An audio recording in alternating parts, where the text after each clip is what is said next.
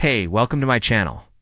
Today we are going to look at a story that is believed to be the world's most famous story. That's right, almost everyone has heard the story of Hamlet. So let's take a look at what makes this story so popular and why it's worth reading today. We begin our story in the Kingdom of Denmark. Prince Hamlet is having a rough week. First, his father, the great King Hamlet, died. Now, he's not really sad about his father's death. You see, the king had been sick for a long time, and Hamlet was ready for his dad to go. What was not okay, though, was how his mom, the beautiful Queen Gertrude, acted after his dad died. See, she threw a huge party for her and her new fiancé. Like, come on, how could she get engaged so soon? And who was this new man anyway? Well, the groom was the king's brother, King Claudius.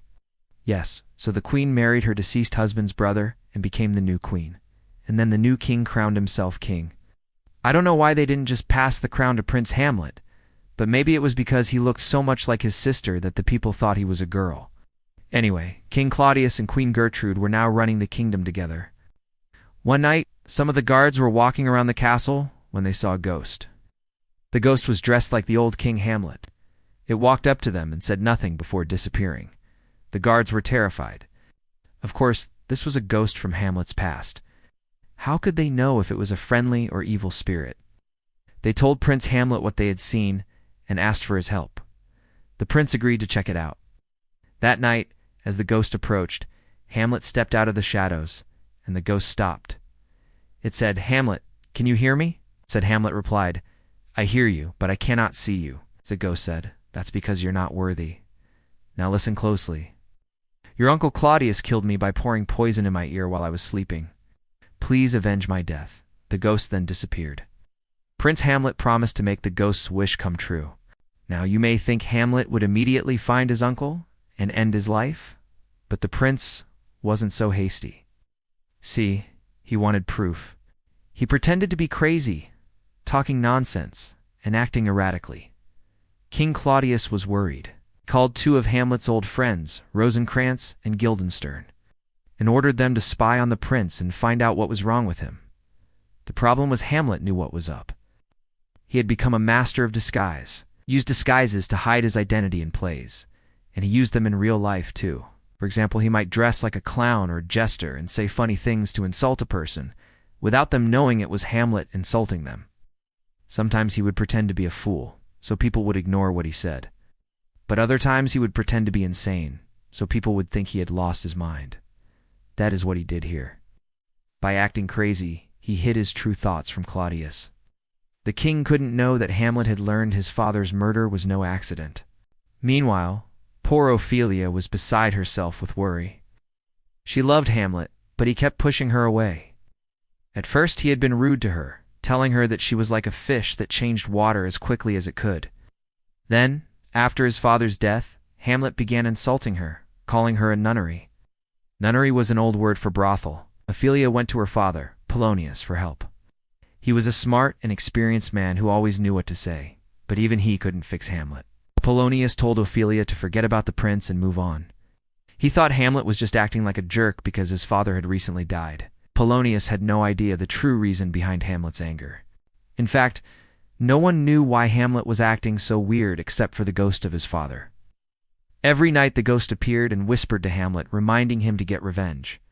One day a group of actors arrived at the castle. Hamlet had invited them, explained to them that he had a special request. He wanted them to perform a play that showed a king being murdered. To make things more realistic, Hamlet wrote a scene that showed a man pouring poison into another man's ear while he slept. The actors rehearsed, and soon it was time for the performance. The play was a hit. It was so good that King Claudius was watching. When the scene where the king was murdered began, he panicked and ordered to stop the play. The ghost of King Hamlet had appeared, and the new king was as guilty as sin. Now Hamlet knew the truth. His father had been murdered by his own brother. But how could he prove it? He decided to confront his mother, the new Queen Gertrude, in her bedroom. But before he could talk to her, he heard a noise behind the curtain. He thought it was King Claudius, so he grabbed his sword and stabbed through the curtain. Unfortunately, he did not get the king, but he did kill an important man named Polonius, who happened to be hiding there. The queen screamed for help. Naturally, King Claudius was terrified. If word got out that Hamlet had killed one of Claudius's advisors, it could be the end of the prince. He needed to get rid of him.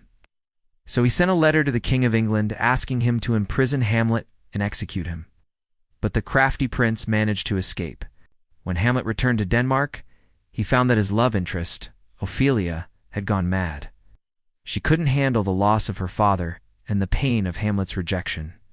She sadly wandered around the castle talking nonsense, and one day she fell into a nearby river and drowned. Her mad brother Laertes came back to Denmark to get revenge for his father and sister. King Claudius was happy to hear this. He made Laertes a deal. If the young man wanted to duel Hamlet, the king would make sure that Hamlet would die. First, Claudius gave Laertes a sword. He had laced the tip with a deadly poison. Then he made a plan to have the wine at the reception hall laced with poison as well. So the duel between Hamlet and Laertes took place. They fought fiercely, and in the heat of the moment, Laertes scratched Hamlet with the poisoned sword. The prince was wounded. Right then, the two switched swords. Oops. So now Hamlet wounded Laertes with the poison blade too.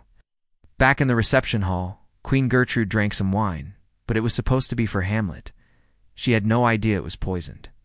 Meanwhile, Hamlet and Laertes were still fighting, finally stopped when they realized they both had been poisoned. As he lay dying, Laertes confessed everything to Hamlet, and the prince realized that Claudius was the mastermind behind the plot. Before dying, Laertes asked Hamlet to go to the reception hall, and the prince ran as fast as he could. He found his mother lying on the floor. She had died. Then he turned his attention to Claudius. The king was shocked to see the sword covered with poison. He begged for mercy, but Hamlet wasn't interested in hearing any excuses. He forced the king to drink the remaining poison, and then watched as he died. Finally, Hamlet collapsed. He, too, had drunk some of the poisoned wine. He uttered the famous line, "The rest is silence," and closed his eyes forever. Horatio, Hamlet's loyal friend, survived. He lived to tell the tale of the horrible events that befell the royal family. If you want to hear the story in more detail, then read Shakespeare's play or watch a movie adaptation. There are lots to choose from. We hope you enjoyed this summary of Hamlet. Now you can write a comment and share your opinion of the story. Thanks for watching. See you next time.